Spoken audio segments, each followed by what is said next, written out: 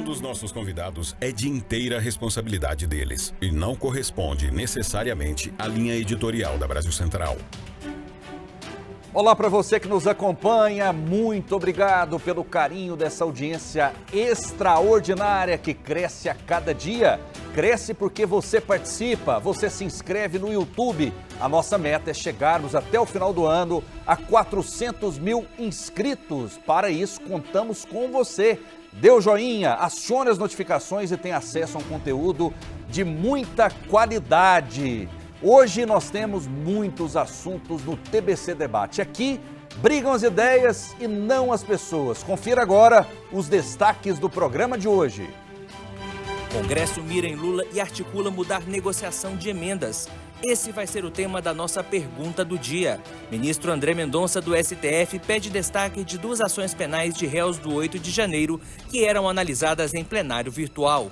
Ministro da Justiça autoriza Força Nacional no Rio e anuncia 20 milhões de reais para a Bahia. E ainda, presidente do Senado defende limite de mandato de ministros do STF. Acho que seria bom para o Poder Judiciário, para a Suprema Corte do nosso país, seria bom para a sociedade brasileira termos uma limitação do mandato de ministros do Supremo.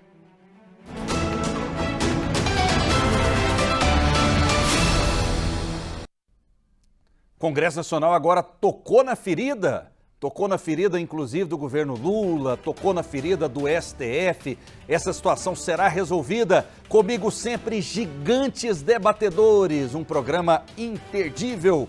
Júlio Anderson é advogado e professor. Ele é do Partido dos Trabalhadores. Seja bem-vindo. Obrigado, Rafael Vasconcelos. Obrigado à TBC, ao programa TBC Debate, a toda a sociedade goianiense. Quero saudá-los e também quero aproveitar para saudar o nosso debatedor, o vereador Sargento Novandir. É uma honra estar aqui com o senhor nesse debate. Eu tenho certeza que vai ser muito produtivo. Obrigado. Sargento Novandir, seja muito bem-vindo. Rafael, boa tarde. Mais uma vez, muito obrigado por me convidar para participar do TBC Debate. É um lugar que eu me sinto muito à vontade e parabenizo a TBC pela democracia, por deixar sempre a gente falar o que a gente acha, o que a gente sente. Quero cumprimentar o Júlio Anderson, que é advogado e professor, 2 profissões que eu admiro muito, que fazem um trabalho de excelência. E eu, na Câmara Municipal de Goiânia, sempre tenho defendido essas bandeiras, principalmente os professores e os servidores públicos. Muito bem, você participa conosco também por meio do nosso WhatsApp, que sempre bomba, 6299-311-5327, até porque nós temos um policial aqui e um professor. A polícia sempre está no foco do debate, sem dúvida alguma. Vamos lá. Mudanças na distribuição de emendas parlamentares no Congresso Nacional podem prejudicar a atual gestão de Lula. A Andressa Calassi, essa grande jornalista, conta pra gente na nossa pergunta do dia.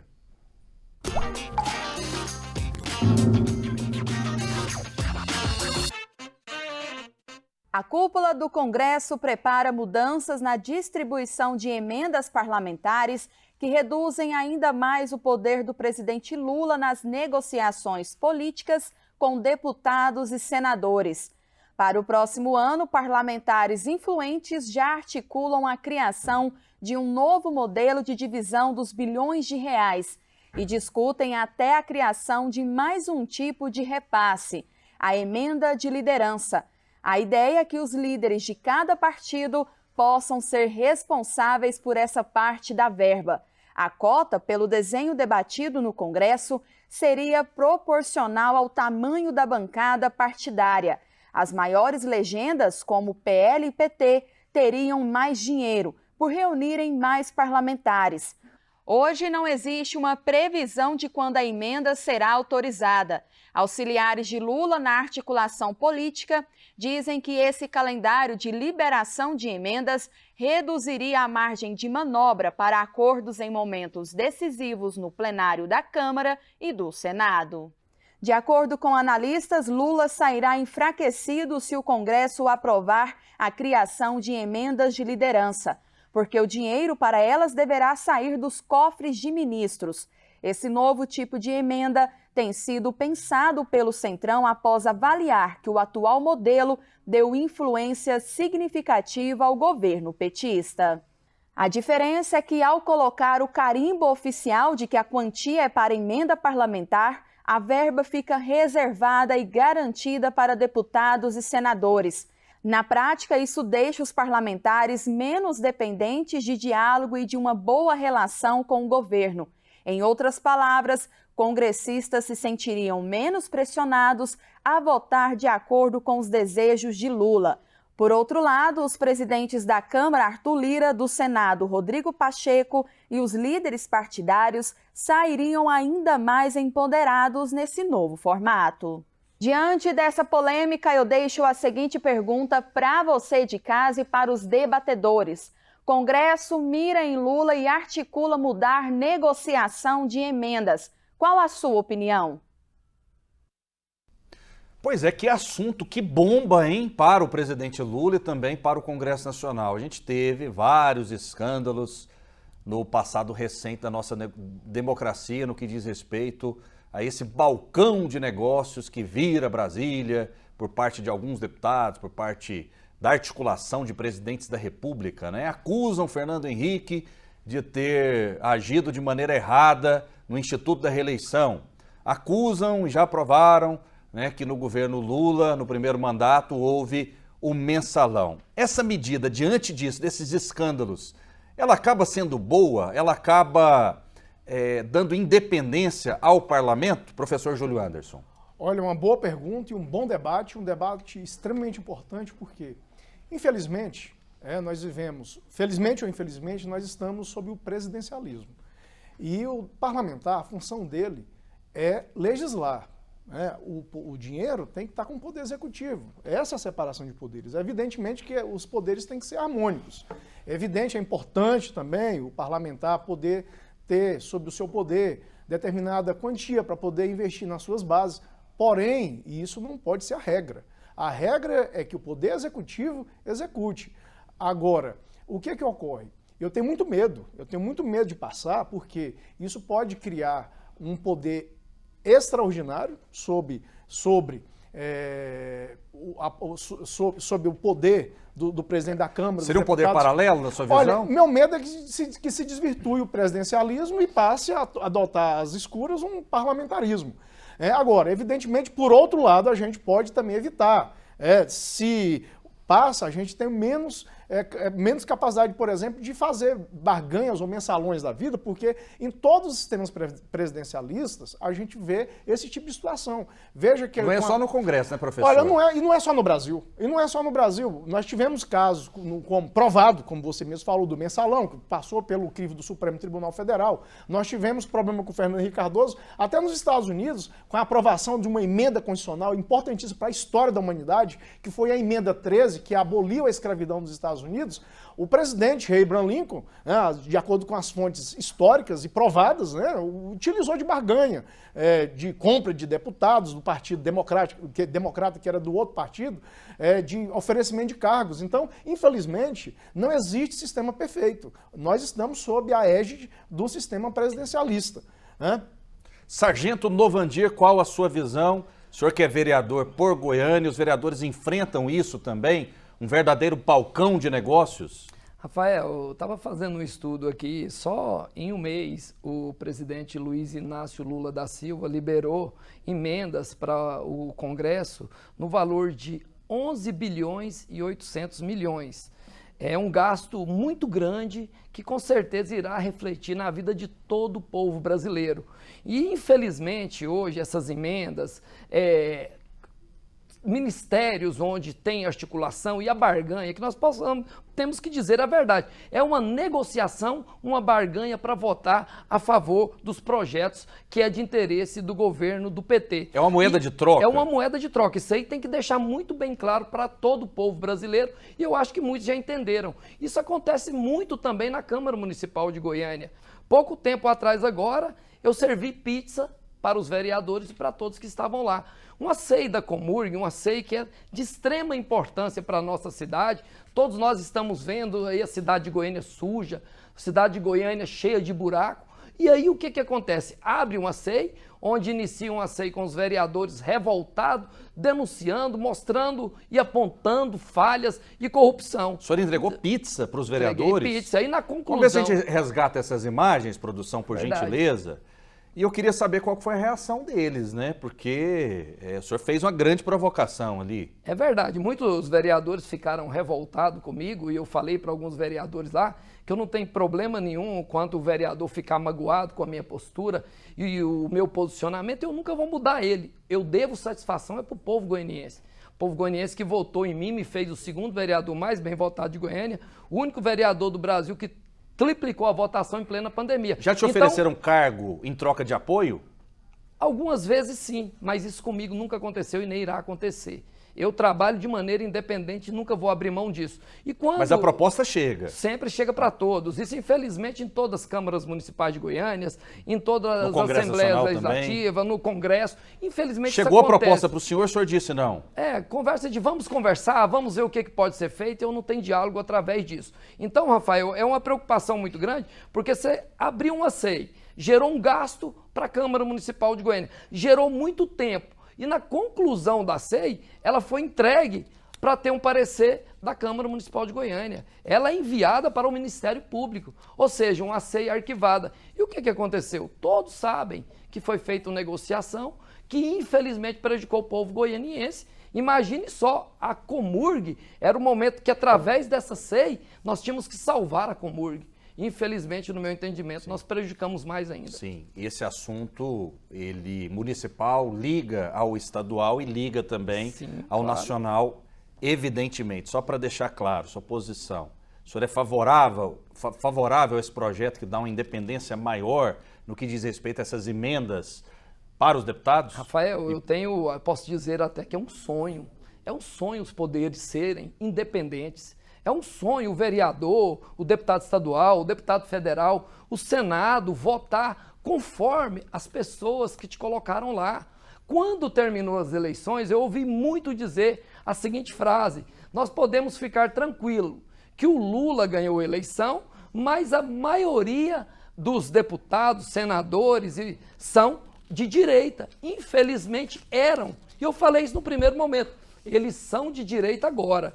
Rapidamente eles já vão se transformar em esquerda. Por quê? Porque é feito essa barganha e essa troca que tanto prejudica a nossa sociedade. O meu sonho era que o senador, o deputado, votasse conforme os seus princípios e conforme as pessoas que o elegeram. Mas, infelizmente, a barganha, a troca, a emenda faz todo mundo votar conforme o governo quer. Agora, o governo de plantão, seja ele de Michel Temer, de Dilma, de Lula, de Bolsonaro, sempre quer ter o poder na mão? Na prática isso acontece? Olha, é por isso que eu particularmente, eu sou contra deputado parlamentar ter emenda. Né? Exatamente por conta da função de cada poder. Ao Poder Judiciário cabe aplicar a jurisdição, ao Poder Executivo a administração e o Poder Legislativo a administração.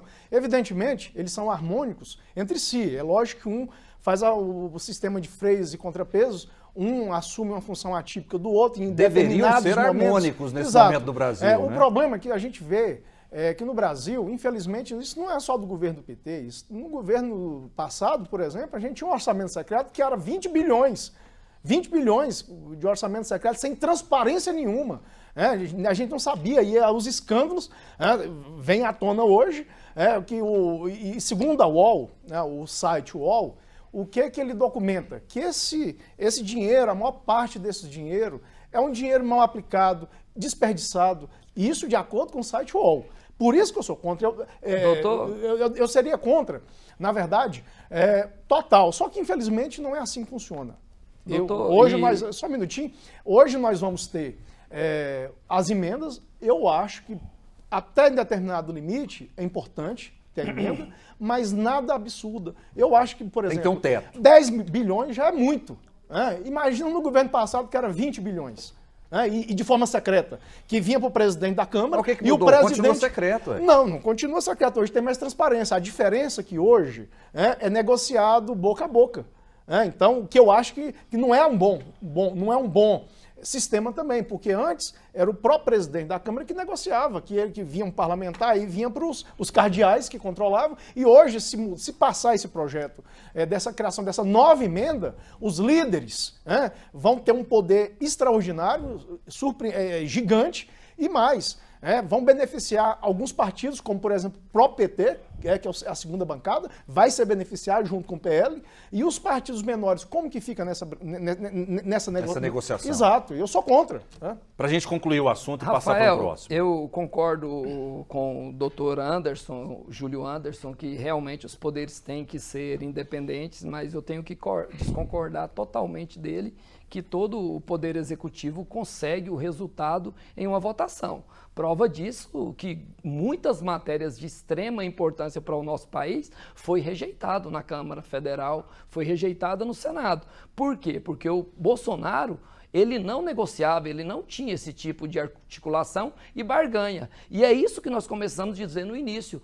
Para se governar, infelizmente tem que ter a troca. Seria bom um governo independente que não negociasse, resolvia os problemas do país de maneira justa e legítima. E, infelizmente, hoje, praticamente tudo que o Lula quer, ele aprova e prejudica muito. Prova disso, esse último projeto que vai prejudicar muitos municípios e estados, que o governador tem lutado contra ele, mas é praticamente impossível pará-lo. Ok, vamos lá. Mais assuntos, o senhor que é da polícia, né?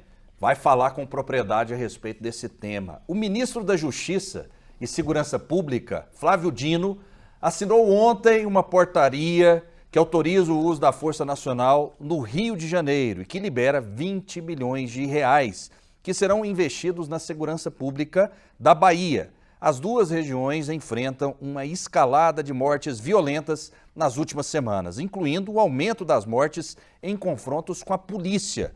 Durante o evento, Flávio Dino buscou defender o governo Lula das críticas sobre esse tema. Vamos acompanhar o que disse o ministro. Eu chego no dia 1º de janeiro de 2015 por designação do presidente Lula.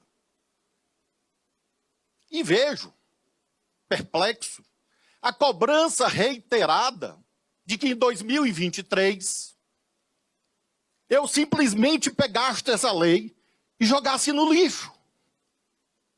Porque dizem esses que nós devemos ter um plano nacional de segurança pública. Ora, ela já existe. É uma lei. 13.675 de 2018. Queriam o quê? Que nós parássemos tudo para rediscutir tudo de novo? Isso seria construtivo? Isso seria sério? Isso seria eficiente? Claro que não. Nessa camada, discutir segurança pública é importante para todo cidadão que quer andar tranquilamente, seja na sua cidade, seja no seu estado, enfim, em qualquer lugar do nosso país. Mas, paralelo a isso, a gente sabe que tem grupos da esquerda que defendem a desmilitarização das polícias. Daqui a pouco o senhor vai falar sobre isso também. Defendem o desarmamento da população, dos próprios CACs, enfim.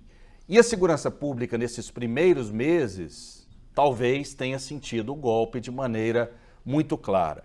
Flávio Dino, ele vai precisar fazer um malabarismo entre ouvir a militância mais radical, a militância do PT, a militância do PSOL, do Partido Comunista do Brasil, ou ele será pragmático para tentar resolver esses problemas, aí ele criaria um conflito com esse pessoal. Professor. Olha, primeiramente a gente tem que ver as competências da União e dos estados. Primeiro, a segurança pública é um assunto que a Constituição reserva aos estados, tanto é que é o estado que tem a polícia militar. Então, mas essa ação é do governo federal. Sim, a segurança pública, primeiro, vamos colocar as coisas, cada um no seu lugar. Primeiro a gente tem que partir desse ponto. A segurança pública é competência dos estados. É lógico que a União pode contribuir. Tanto é que tem a Força de Segurança Nacional. Então, o que ocorre? A gente tem um problema histórico de criminalidade no Brasil. Nosso problema, o Rio de Janeiro, então, é o estado que talvez tenha o maior histórico de criminalidade, de violência, por conta das guerras, de milícias, de tráfico. Goiás já foi o caos também. Na Exato, melhoramos. O estado de Goiás eu tenho que reconhecer, melhorou. A gente tem uma sensação de tranquilidade muito maior do que já tivemos no passado, sem dúvida nenhuma. Agora, o problema da segurança pública, isso eu não tenho dúvida. A segurança pública, o problema dela, a raiz dela, a gente tem que combater a raiz. A segurança pública, o problema da segurança pública é a questão social. Veja que país desenvolvido, os países desenvolvidos, que não têm pobreza, com distribuição de renda, com qualidade de vida para a população, os índices de criminalidade são ínfimos, muito pequenos. Mas isso, agora, a médio e longo prazo dá para resolver, a curto prazo não. Mas o Brasil tem quantos? 500 anos e a gente nunca consegue resolver por quê? Concentração de renda, bolsões de pobreza gigantes, favelas gigantescas, locais não urbanizados, sem planejamento. Como é o exemplo que em Goiás, no entorno do Distrito Federal, com os lugares mais perigosos do mundo. Já foi. Mas ainda continua. Já foi. É ainda um lugar muito perigoso. Mudou muito. Olha, é só pegar as estatísticas. Pega as estatísticas, todos os países subdesenvolvidos com índice de pobreza muito alto. Daqui a pouco vai falar, professor, eu sou pobre e não sou criminoso. Não estou falando nada disso, eu estou falando das estatísticas. Olha, todos os países subdesenvolvidos com índice muito grande de pobreza têm graus de criminalidade gigantescos. Então, o problema é esse, o problema é muito mais sério, é muito complexo, não se resolve problema de criminalidade dando arma para o cidadão. E muito pelo contrário, eu sou a favor de quê? Fortalecer a polícia, fortalecer as forças de segurança, com inteligência, com equipamento, com salário bom. É isso que a gente precisa. Não é pegar a arma e dar para todo mundo. Você tira, inclusive, a autoridade da própria polícia. A autoridade da polícia reside exatamente na arma. Rafael... Mas a polícia consegue chegar rápido, por exemplo? É um caso ali de estupro, em que uma residência ela é invadida pela bandidagem. Rafael, dá para esperar a polícia nessas situações? Rafael, não é a situação... vamos, casos pontuais. Eu vou dar arma para o cidadão... a pessoa vai se defender. Imagina, se o bandido vai chegar te anunciando com antecedência, eu vou te assaltar, para você dar o tempo de se defender. A polícia, ela precisa ter a autoridade dela. E a autoridade da polícia é exatamente na arma de fogo. Só para concluir, Rafael, veja que se nós dois entrarmos em conflito aqui, veja. Eu estou desarmado. O senhor também? Nós dois. Aí, o que é que nós vamos precisar? Nós vamos precisar da polícia. Aí a polícia chega e resolve o conflito como? Através da arma de fogo. Aí se todo mundo está armado, a polícia chega, que autoridade que ela vai ter? Se todo mundo está de arma de fogo na mão? O vereador está de licença aqui, mas ele é policial, mesmo assim anda armado. É importante andar armado? A pistola sempre está na cintura. Claro que eu, nos meus horários de folga, estando vereador por Goiânia, já aprendi em flagrante aproximadamente 8 criminosos, recuperei carro e motos de bandidos. Então eu estou vereador. O senhor é preparado para isso. Sou policial militar 24 horas por dia. Minha carreira eu trabalhei praticamente toda nos batalhões especializados, onde eu aprendi muito, e aqui eu quero parabenizar o governador do estado de Goiás por contribuir com o estado de Goiás. O estado de Goiás é o mais seguro do Brasil. Isso não se discute. Agradecer e parabenizar o comandante-geral da Polícia Militar também, o coronel André, e o soldado mais moderno até o nosso comandante-geral. Sargento, isso que acontece em Goiás se deve a quê? A firmeza da polícia, um discurso duro contra o crime. Quem está em cima tem que dar esse exemplo, ele não pode dar brecha nenhuma para a bandidagem. Rafael, você pensa dessa forma? Eu posso te dizer com toda a propriedade, porque eu conheço muito de segurança pública. No meu horário de folga, eu já troquei tiro com bandido, no meu horário de serviço também. Então a gente sabe como lidar com a segurança pública. E posso garantir para você, se o governador do Rio de Janeiro viesse até Goiás e pegasse uma aula com o governador Ronaldo Caiado, ele iria melhorar muito a segurança do Rio de Janeiro. Rio de Janeiro esse que, às vezes, eu fico assustado em alguns acontecimentos que acontecem lá, que eu quero acreditar que é só lá. A esquerda sobe no morro, onde uma viatura não entra, policial não entra com carro blindado, e eles sobem normalmente, tomam café com crime organizado, se divertem no morro, aí falam assim, não, nós fomos lá para saber o que está acontecendo, o que tem que ser feito no social. Rafael, manda subir naquele morro lá um pai de família, um trabalhador, um cidadão de bem, ele leva uma rajada de fuzil. Manda o caveirão do BOPE subir lá, ele é recebido a bala de .50. Então eu fiquei impressionado. Como que a esquerda consegue subir ali com tanta facilidade? Talvez isso que esteja errado. Eu concordo que nós temos que trabalhar o social, mas eu posso afirmar para você que é um trabalho de longo prazo, como o senhor muito bem disse, e outra situação é o seguinte, eu, vereador Sargento Novandir, eu fui carregador de caixa no Ceasa, eu fui picolezeiro e eu fui engraxate. Eu tenho vários amigos meus que morreram, porque preferiu ir para o mundo do crime. E eu venho de uma família muito humilde, mas eu escolhi ser trabalhador e ser uma pessoa de bem. Quem escolhe o caminho também, muitas das vezes, são até crianças e adolescentes. É claro que nós temos que trabalhar o social, mas hoje nós temos que trabalhar a repressão. Por que aqui em Goiás vem uma quadrilha de fora, assalta uma joalheria e rapidamente eles são pegos? Porque não assalta 50 joalheria ao dia. A tolerância aqui é zero contra a criminalidade. Não assalta esse tanto. Deixa eu passar a bola para o professor, a gente vai bater na bola. A tolerância tem que ser zero, professor. A polícia tem que ter força, tem que ter força. O senhor é contra ou a favor da desmilitarização das polícias? É um assunto complicado, é um assunto complexo, mas eu defendo o quê? A força da polícia. Defendo a polícia. O rigor da polícia. Exato, claro.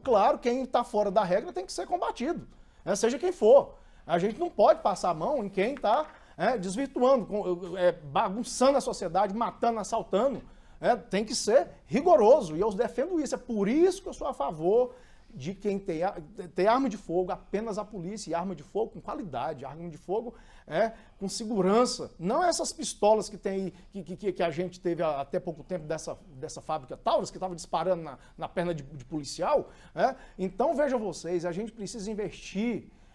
Eu concordo com que o governo de Goiás tem feito um trabalho excepcional na segurança pública. É isso que tem que ser feito mesmo. É fortalecer a polícia, dar curso para a polícia, fazer com que o policial tenha um salário bom, para evitar subornos, para evitar a corrupção da própria polícia.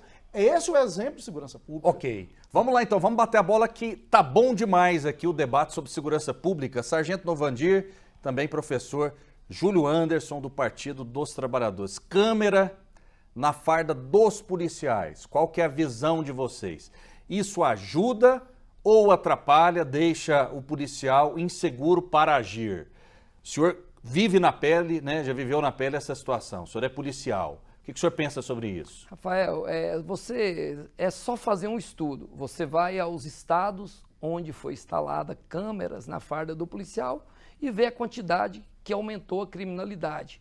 Aquilo ali desmotiva e desmoraliza o policial. Aquilo ali está dizendo com aquela câmera, não confiamos em você, temos que te vigiar 24 horas por dia.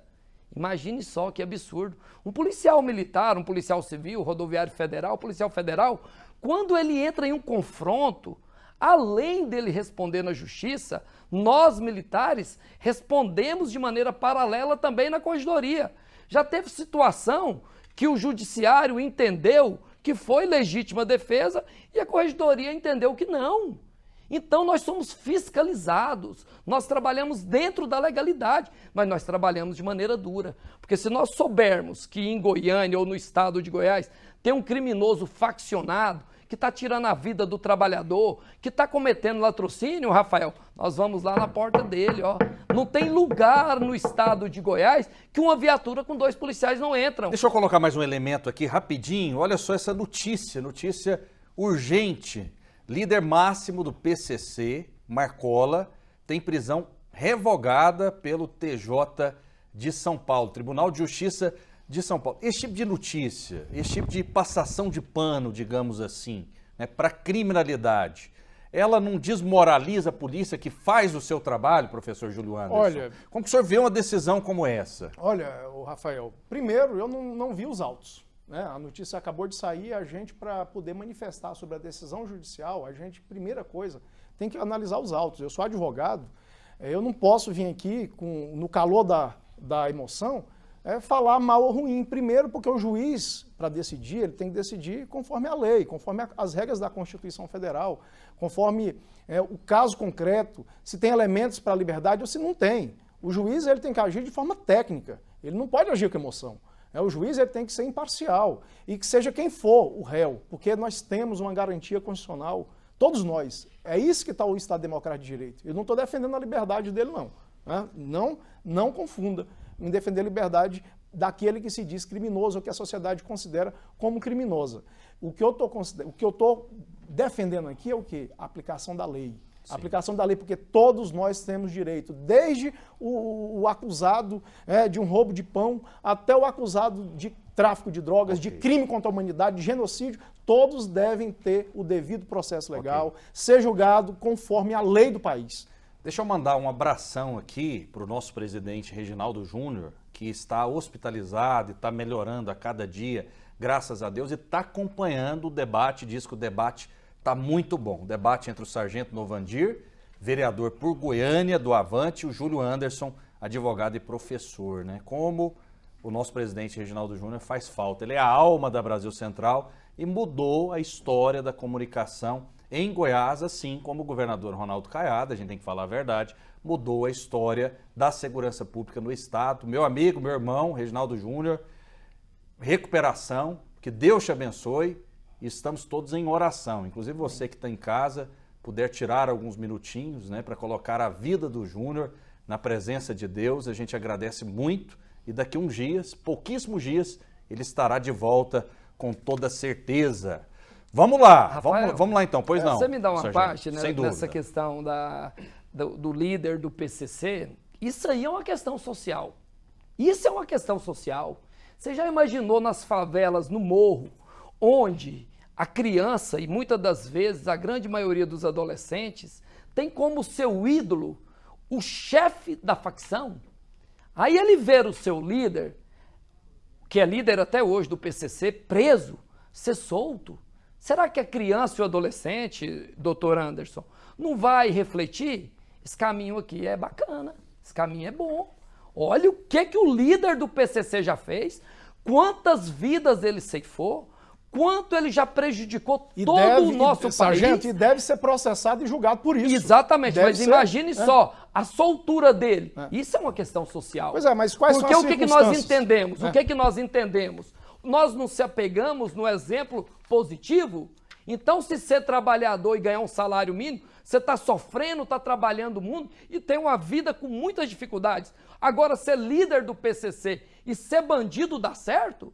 Isso é um tapa na cara da sociedade, eu não tô nem um pouco feliz com a notícia. Do trabalhador, do pai de família, do cidadão de bem. Um tapa na cara da vida das famílias dos policiais que morreram, que o PCC julgou que o policial tinha que morrer. Sargento então nós vamos voltar, Marcola é poderoso, claro, então. Marcola beneficiado pelo poder que ele tem. De quem quer que seja. Só para concluir, doutor, só para concluir. Então, o senhor imagina o seguinte, determinou morte de policiais. Quantos filhos não ficaram sem o seu pai por defender a sociedade? Quantas mães não estão desamparadas? E aí nós vamos fazer o quê? Dar liberdade para o líder do PCC.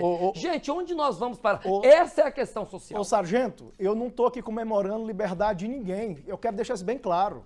Eu não sou a favor. Por mim, na minha opinião, ele tem que ser preso, condenado, se provado e ficar 30 anos, que a nossa Constituição... Mas não está provado? Não está muito claro? Olha, provavelmente, eu não sei qual a decisão, o que eu disse, eu não vi a decisão judicial, eu não vi os autos, eu não sei quais são os elementos dos autos pelos quais o juiz se baseou para conceder a liberdade. Eu não estou aqui defendendo a liberdade de ninguém, muito pelo contrário, eu sou a favor, se provado, 30 anos, que é o prazo máximo que a Constituição Federal nos prevê de pena. Ok, vamos lá então, vamos lá. Olha só queria aproveitar um minutinho para mandar um abraço aqui para o sargento Novandir, do sargento que é amigo seu, o sargento Amauri, que está assistindo, e disse que é muito... Amauri Milhomem, que é muito meu amigo, está mandando um abraço aí para você. Meu irmão de farda.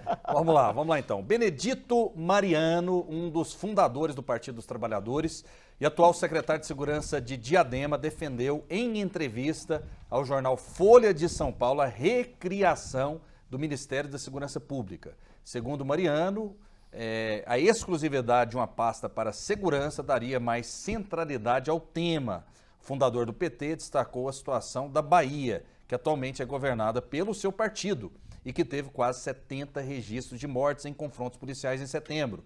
Ele classificou essa estatística de mortes como inaceitável, reforçando a necessidade de uma estratégia de policiamento no Estado. Além disso, Mariano criticou Ricardo Capelli, secretário executivo do Ministério da Justiça, pelo bloqueio de perfis críticos nas redes sociais e comentários controversos sobre o combate ao crime, ou seja, gente do PT também se levantando. E outra situação que eu quero colocar para vocês rapidinho, e vocês são máquinas de informação, então me ajudem, por favor, é no que diz respeito a essa questão da inversão de valores, muitas vezes. Muitas vezes a imprensa, e eu sou jornalista, e eu tenho direito a dar a minha opinião, e a gente precisa fazer uma autocrítica também, ela fala muito mais do policial que teve que agir para, muitas vezes, levar uma pessoa a óbito, na maioria dessas vezes em legítima defesa, do que propriamente,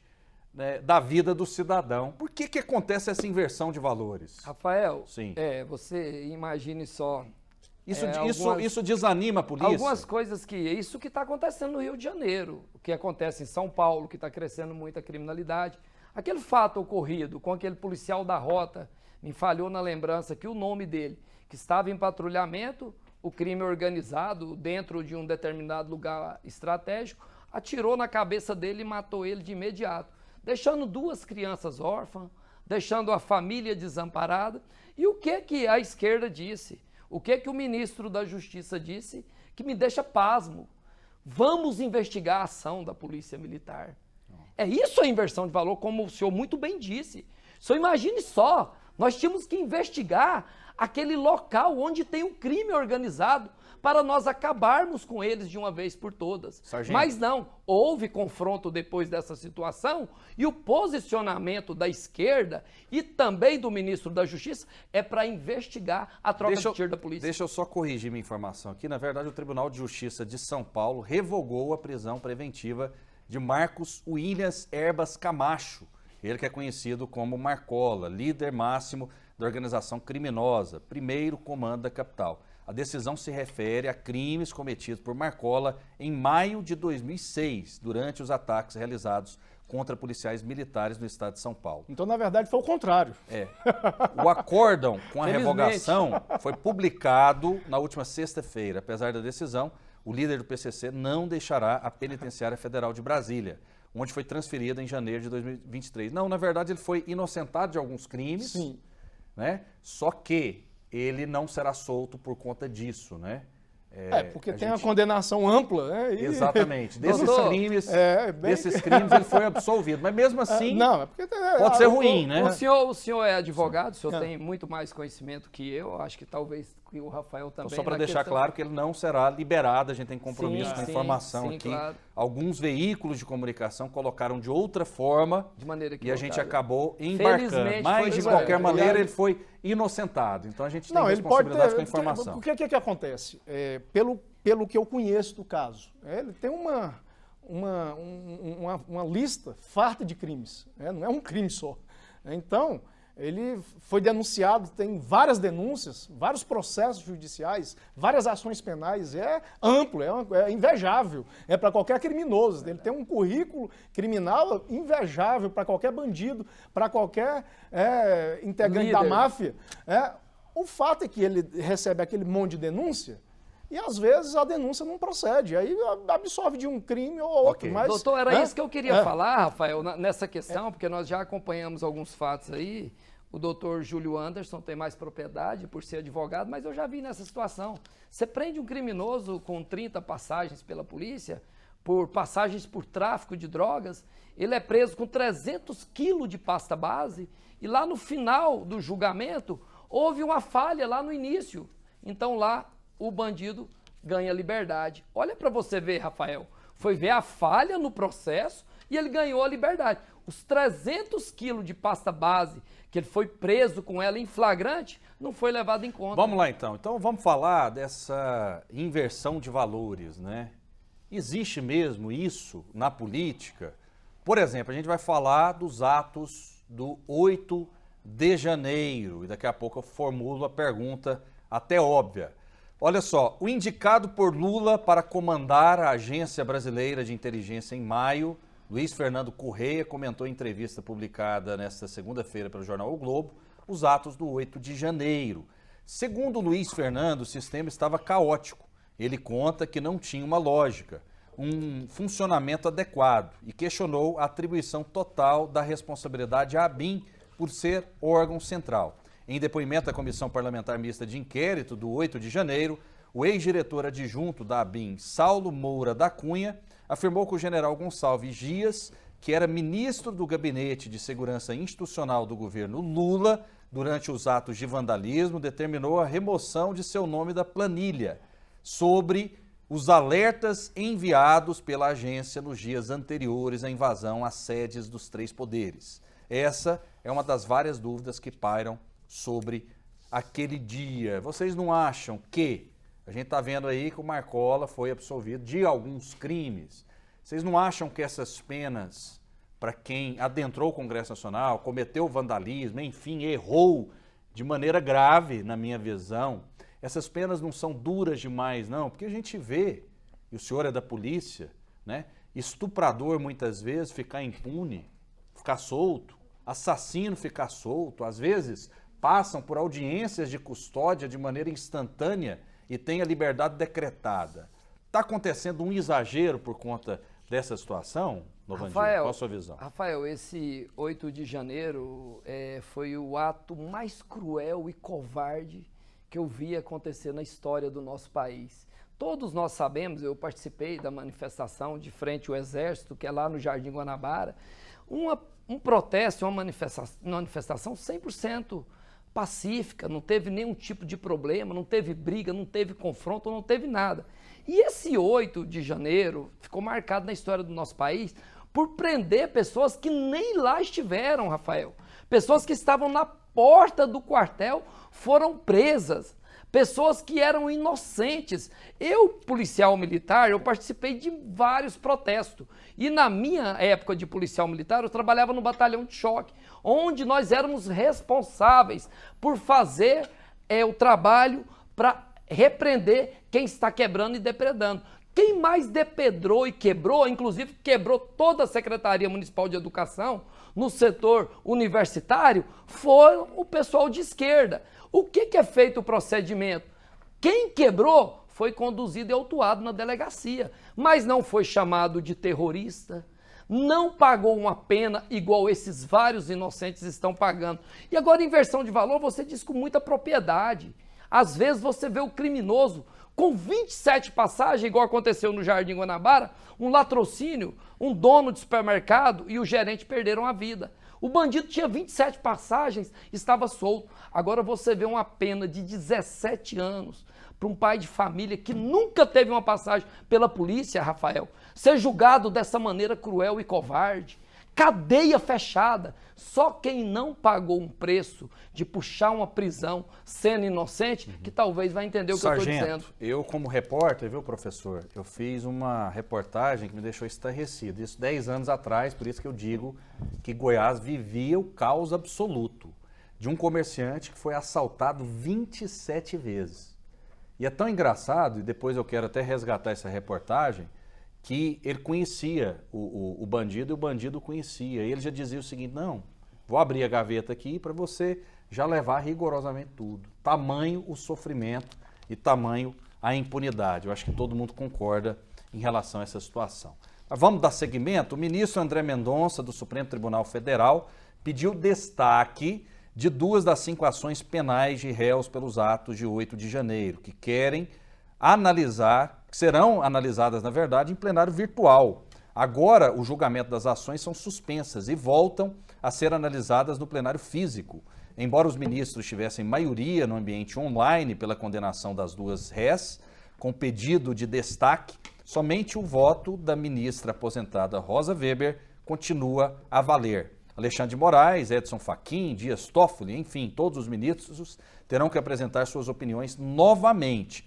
O STF formou maioria para condenar outros 3 réus acusados pela Procuradoria-Geral da República pelos crimes de associação criminosa armada, abolição violenta do Estado Democrático de Direito, tentativa de golpe de Estado, dano qualificado e deteriorização de patrimônio tombado. As penas variam de 12 a 17 anos de prisão em regime fechado. Vamos falar mais uma vez sobre essa questão do 8 de janeiro.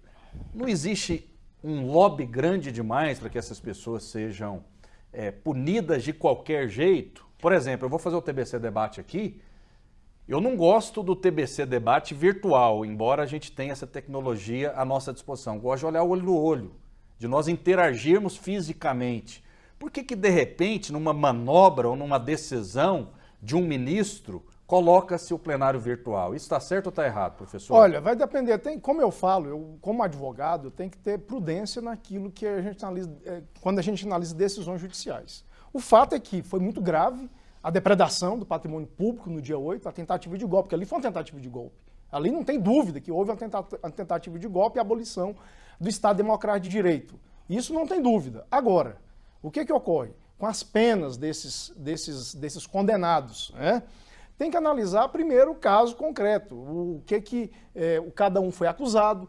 E o que me parece que esses réus aqui em específicos, eles ficaram sem defesa, porque os advogados, por exemplo, foram lá para fazer aquela baixaria. O advogado desses condenados aqui foram para a tribuna do Supremo passar vergonha em rede nacional, não fizeram um ato de defesa dos seus clientes, foram lá para fazer politicagem, falar de comunismo, não entraram na denúncia desses Eles não foram técnicos. Não fizeram em momento de uma defesa técnica. No último programa eu até comentei, se eu fosse o advogado desses réus, o que eu deveria ter feito? Falar que eles não tiveram participação na abolição do Estado Democrático de Direito, que não tiveram essa intenção clara, não tiveram a consciência, porque talvez ali a maioria, ali, um bando de pobre coitado, que não sabe nem o que é golpe de Estado, foram por influência. E aí, o crime de abolição... Esse não é o problema também, de pegar só sardinha e não pegar nenhum tubarão? Não, pois é. Está tendo um processo, está tendo investigação, a investigação está em andamento. Então, o que ocorre? Foram julgados aqueles processos que estão maduros para julgamento. Talvez já tenha as provas, já tenha a televisão, já tenha filmagem. Então, o Supremo conseguiu proferir o julgamento porque o procedimento já está maduro. Agora, o que eu defendo? O que eu defendo é que eles tenham a mais ampla defesa. Inclusive, eu até defendi que no caso deles deveria ser anulado o julgamento por falta de defesa. Eu, na minha opinião, ficou prejudicada a defesa. Anula a defesa, dá oportunidade para esses réus constituir um novo advogado. Se o novo advogado for lá para fazer também esse tipo de baixaria na defesa, que deixe um advogado da União, um defensor público da União de prontidão para poder assumir a defesa. Porque o juiz tem esse poder de destituir a defesa quando o réu está sem defesa. Doutor, eu quero até te parabenizar pela sua fala no seguinte sentido. Pobre coitado, tiveram vários ali que não sabiam nem o que estava fazendo ali. Totalmente inocente da situação. Se você procurar aquele manifestante lá, você está manifestando para quê? Contra o Lula. Você está me manifestando para quê? Um golpe de Estado. Não, um golpe de Estado não. Não existe golpe de Estado com a manifestação. Como você vai tomar um poder com a manifestação no Congresso? Não tinha uma articulação, não tinha acordos, não existia nada. Golpe de Estados ali, Rafael, é impossível. Aquilo ali foi uma manifestação. Eu concordo totalmente que tem que ser punido por depredar, por trazer transtorno. Agora, uma condenação de 17 anos para um pobre coitado, como o senhor muito bem disse, que não sabia nem o que estava protestando, que entrou ali jamais esperando um resultado desse. E posso te dizer, doutor, com muita propriedade, o senhor é um excelente advogado. Eu tenho certeza que o senhor teria condições de fazer uma boa defesa para todas essas pessoas. Mas por mais que a sua defesa fosse boa, eles querem mostrar o poder e a força. Ou seja, no meu entendimento, implantando uma ditadura. Quem tiver contra o governo vai para a cadeia. Prova disso, que eu tive esses dias um debate com uma outra pessoa, aí ele me perguntou, ô vereador Sargento Novandi, o que você acha que vai acontecer no 7 de setembro? Vai ter uma manifestação e um protesto? Eu falei, o quê? Hoje não existe ninguém que tem coragem de protestar contra o governo do Lula. Hoje ninguém mais tem coragem, Rafael. Prendeu um coronel que estava de serviço e foi impedir a invasão, levou uma tijolada na cara, abriu o rosto, está preso. Vai ter um protesto em Brasília, não sei a data exata, contra a descriminalização do aborto. Já está marcada já. Rafael, eu quero aqui um pouquinho, só para concluir, Rafael. Sim. Eu quero parabenizar essas pessoas que vão fazer esse protesto. Porque eu posso dizer para vocês, vocês têm muita coragem. O senhor vai? De forma nenhuma. O senhor está com medo de ir? Não, eu posso afirmar para você. Rafael, hoje eu estou participando desse debate, ninguém sabe se amanhã eu posso perder meu mandato. Hoje nós estamos vivendo a ditadura. Hoje a minha opinião, a sua opinião, nós corremos risco. Então eu também estou correndo risco aqui. Não tem 1% de dúvida. Sargento hoje, se nós não concordarmos... Sargento hoje, só vou concluir agora. Hoje, se nós não concordarmos, se nós formos contra alguns tipos de situação ao governo, é cadeia. Sargento Novandi, nós estamos numa democracia, tanto é que a gente tem esse diálogo aqui. A TBC, que é uma TV pública, promove esse amplo debate com liberdade de expressão. Nós estamos fortalecendo nossa democracia. E com relação aos presos, lá do 8 de janeiro, eu defendo a individualização de cada um. Cada um tem que ser julgado de acordo com o que ele praticou. Isso que tem que ser feito. Para isso, eles precisam de advogado. Doutor, deixa eu te fazer uma pergunta, precisa de defesa. Por favor, se eu me permitir. O que não dá para generalizar que todo mundo ali estava para fazer golpe e que todo mundo ali estava num parque de diversão, levando criança para fazer manifestação bela, bonita. Ali por isso tem que individualizar. Um por um, só para finalizar, um por um tem que ser investigado, processado, condenado, se for o caso, de acordo com o ato que praticou. Ok. Doutor, deixa eu só te fazer uma pergunta aqui. Doutor, no meu entendimento, é claro que nem eu, nem o senhor não somos autoridades competentes para bater o martelo e decidir. Mas eu queria fazer uma pergunta para o senhor, que o senhor defendeu diversos tipos de situações, de processos. O senhor acha que é justo uma pessoa que nunca teve uma sequer passagem pela polícia, réu primário, invadir o Congresso e quebrar o Congresso e tomar 17 anos de cadeia? Pois é, aí o que tem que ocorrer? Ver o caso, a condenação, ver quais foram as penas, que bem provável. Porque é bem provável, nesse caso aqui, ela respondeu por tentativa de abolição violenta do Estado Democrático de Direito, associação criminosa. Não, eu entendi. Associação criminosa. Sim. Inclusive, não tiver defesa.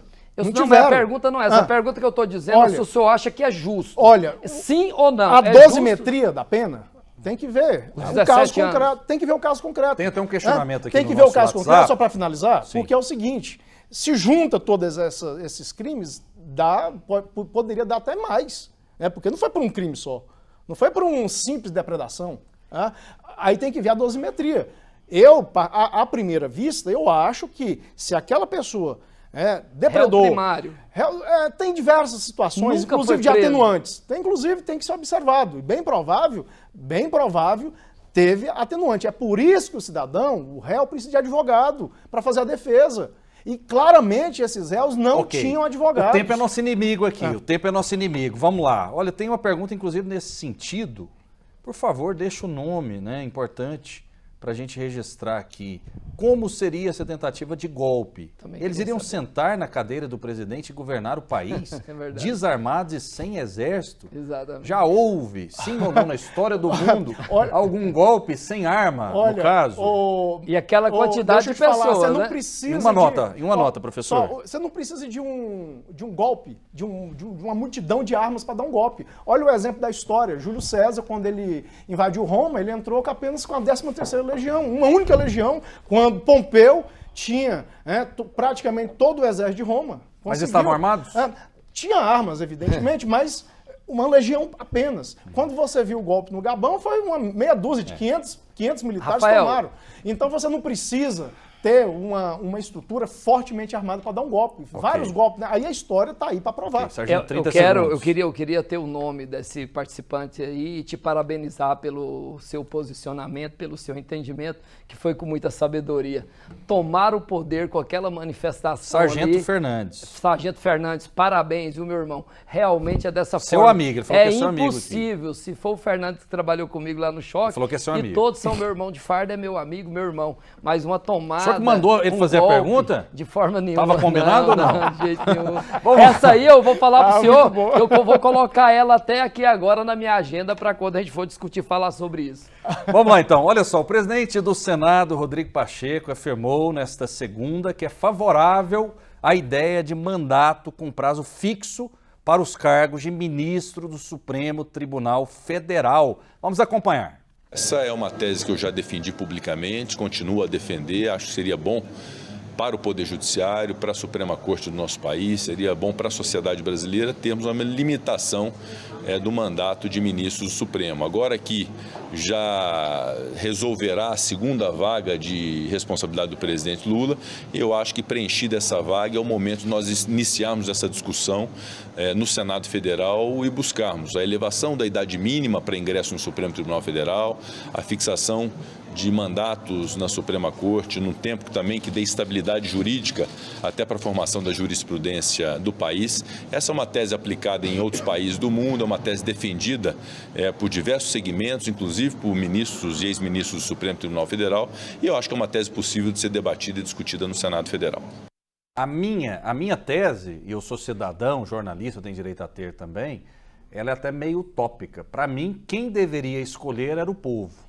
Cada partido político indicaria uma pessoa com notável saber jurídico, iria para a televisão, faria o debate, faria a eleição para a população saber o que esses ministros pensam e a população iria escolher.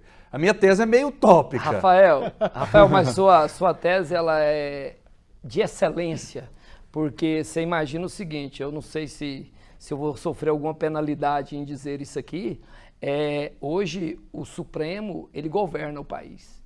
Você imagina o seguinte, aquela questão da droga, doutor, o senhor que é advogado, a quantidade de maconha que pode ser transportada para caracterizar tráfico de droga ou não. Isso é atribuição do Poder Legislativo, qual que é o peso, qual que é a quantidade que é liberado. E o posicionamento do Rodrigo Pacheco, até que enfim teve um posicionamento que me contempla e me alegra muito, porque nós temos que realmente fazer isso quanto antes para que o ministro do Supremo, os ministros, não governem o nosso país. E da forma correta é a forma que você falou, Rafael, de maneira democrática, é o povo escolhendo. Porque quando um presidente escolhe um ministro para o Supremo, o que ele vai atender?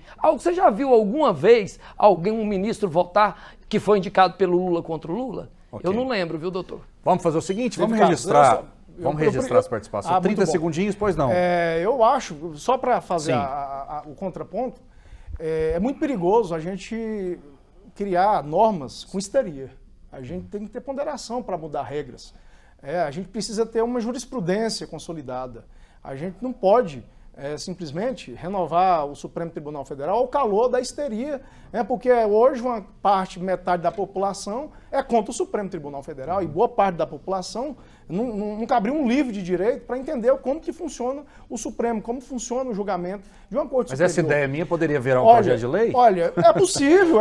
Para isso que nós projeto temos, de lei. É para isso que nós temos a iniciativa popular. Eu, particularmente, acho muito difícil, porque, por exemplo, nos Estados Unidos, os juízes de primeira instância, eles são eleitos pelo povo, que eu acho que é correto.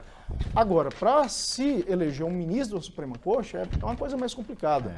E lá nos Estados Unidos, eles são vitalícios, não tem limitação de idade, só sai da cadeira quando morre. É o ministro supremo. Lá da Suprema Corte dos Estados Unidos. O Brasil podia criar um modelo próprio. O que eu entendo, que eu concordo com o presidente do Senado, que a idade mínima é muito baixa. 35 anos é muito novo um ministro do Supremo Tribunal, porque o Supremo Tribunal Federal é um tribunal político. Não significa politicagem. Tribunal político significa que, quando ele julga para o país inteiro. A função política do Supremo. Deixa eu registrar aqui o maior número possível de participações, são muitas. STF tem que ser concurso público e eleições semelhante ao Conselho Tutelar. Vandrei de Brasília. É uma ideia, né? É até parecida com a que eu tenho. Vamos lá, Maria Fernanda falando aqui, muito obrigado pela audiência, ainda não digitou a mensagem toda, porque a gente vai abrindo e a gente tem que tomar até cuidado com o filtro, né? Sargento Fernandes do TCE, adorei o programa, vocês estão de parabéns, ele participando novamente aqui. João Português, um militar defender esses bandidos, que vergonha para os militares. Dando uma puxão de orelha no senhor. Eu nunca defendi depedrar, quebrar. Eu defendo o inocente que foi condenado de maneira injusta, cruel e covarde. Ok. Parabéns, Sargento Novandir, pela sua coragem. O Gerson de Oliveira mandando a participação. Olha só, esse sargentão não tem verinha de fato, não tem varinha, fala de ditadura. Eu não entendi exatamente o que ele queria dizer aqui, mas a gente lê. Doa em quem doer. Doa na direita, na esquerda, a gente lê. O Júnior de Tapaci, como esse fotógrafo estava na hora certa, no lugar certo, ele mandou a foto pra gente aqui, não dá para abrir o link agora, me desculpe, né? Brasil Central, a melhor, abraço a todos do programa e da equipe, um forte abraço ao melhor vereador da região, Sargento Novandir. O senhor é bem popular, hein? O Ney Vasco mandou essa mensagem para o senhor. Mais participações. Não gosto do Sargento Novandir, um absurdo as coisas que ele fala. Tão complicado, eu não vou ler o adjetivo aqui, como Gustavo Gaia. Triste a qualidade dos nossos deputados. Ele é vereador, né?